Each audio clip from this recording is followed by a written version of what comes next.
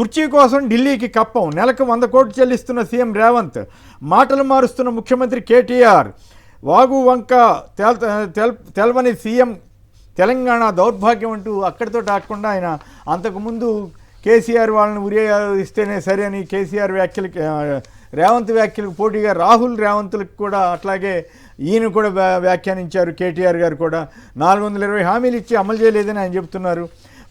ఈ పరిస్థితి ఎంతవరకు కరెక్టు?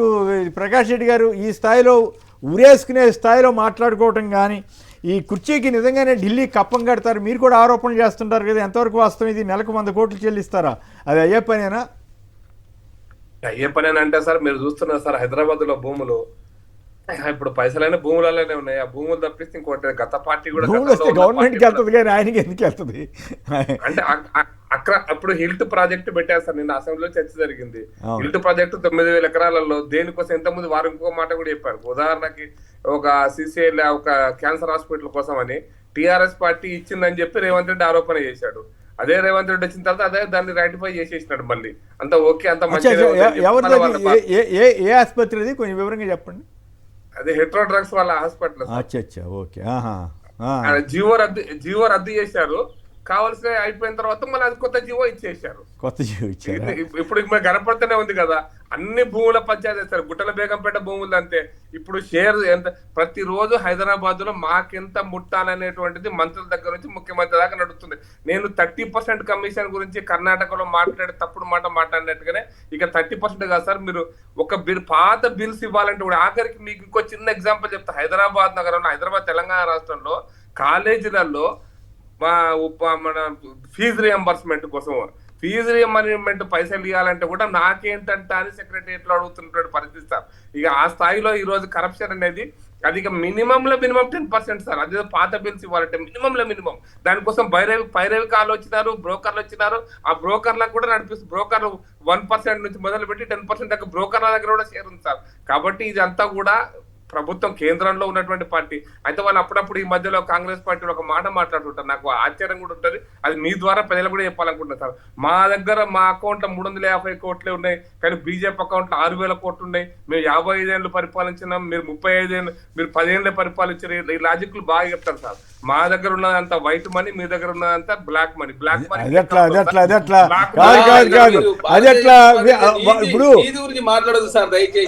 కాదు, వాళ్ళు బ్లాక్ మనీ, వాళ్ళ అకౌంట్ లో ఉన్నది బ్లాక్ మనీ అయితే మీ అకౌంట్ లో ఉన్నది అదే అవుద్ది. కానీ అకౌంట్ మాట్లాడతలేను సార్.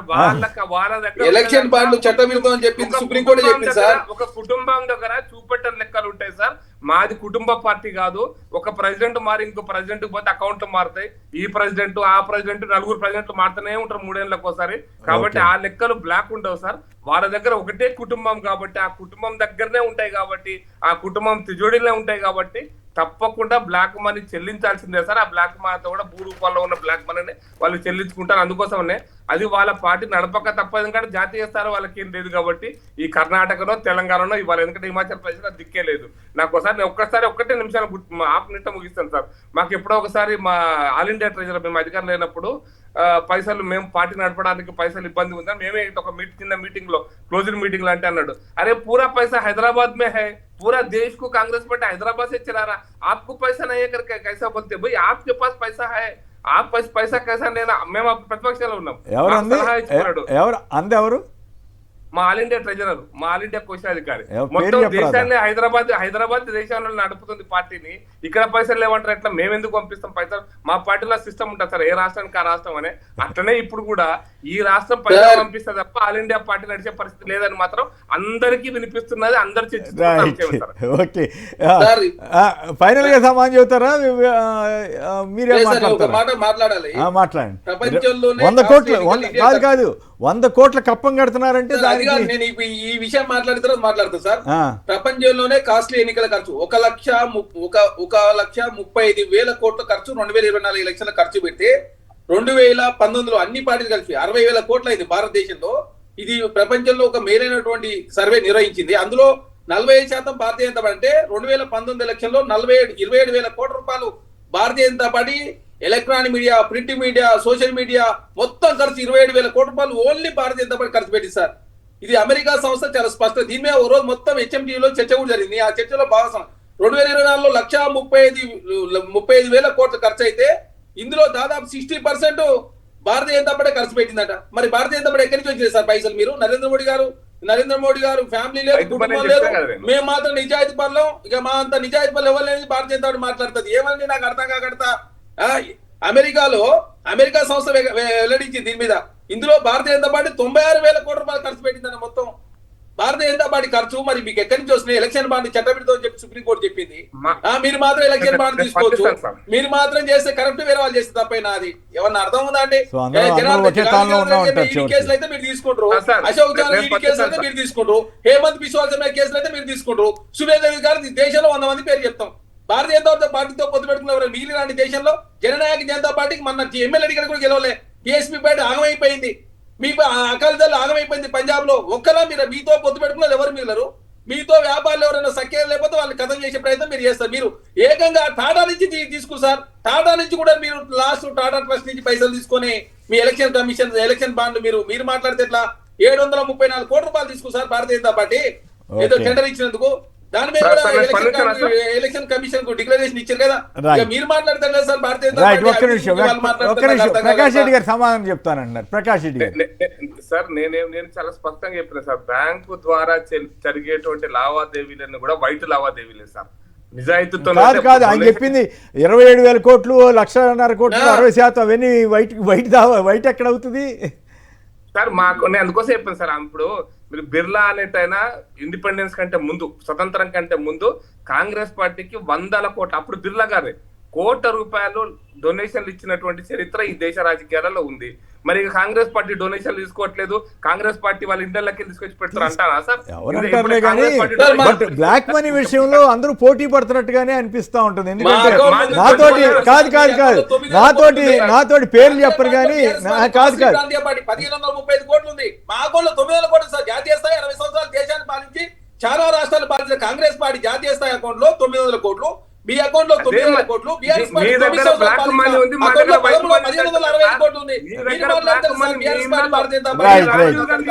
ఒక్క నిమిషం మీద రాగండి. ఈ ఇంట్రెస్టింగ్ గా ఉంది.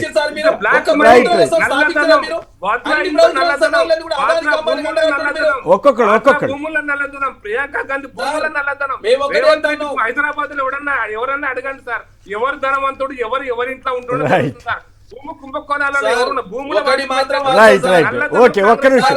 ఒక్క నిమిషం మీద రాగండి.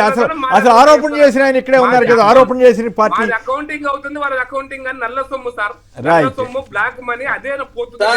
ఓకే బ్లాక్ మనీ మీరు ఖర్చు పెడుతున్నారు, వాళ్ళు ఖర్చు పెడుతున్నారు. నాకు మన పార్టీ లేదు మన బీజేపీ వాళ్ళు కూడా కొంతమంది మిత్రులు చెబుతుంటారు కదా ఎంత ఖర్చు పెడతా ఉంది. ఎవరి దగ్గర నుంచి ఈ రోజు దాకా ప్రొప్రైటరీ కంపెనీ సార్ అది. ఏంటి 100 కోట్లని ఎట్లా మీరు నిర్ధారణకు వచ్చారు? ఇట్లా ఏదో లెక్క పెట్టి దగ్గర నుండి లెక్క పెట్టినట్టు ఎట్లా చెప్తారు? మా కేటీఆర్ గారు నిన్న 100 కోట్లని మాత్రమే చెప్పిండ్రు కానీ నిజంగా జరుగుతున్న విషయం ఏంటంటే ఎక్కడన్నా ఎలక్షన్లు జరిగినాయంటే చాలు మొత్తం హైదరాబాద్ నుండే ఎన్రూట్ అవుతున్నాయి కాంగ్రెస్ పార్టీకి సంబంధించి దేశవ్యాప్తంగా అనేది గతంలో అనేక సార్లు చూసినాం మనము. అక్కడో ఇక్కడో డబ్బులు దొరికిన పరిస్థితులు కూడా చూసినాం మనము. 100 కోట్లు కాదు వేలాది కోట్లు తరించేదానికి కూడా రేవంత్ రెడ్డి గారు చాలా సిద్ధంగా ఉన్నారు. నిన్నగాక మనం మిత్రుల దగ్గర చెప్తున్నట్టుగా వింటా ఉన్నాము.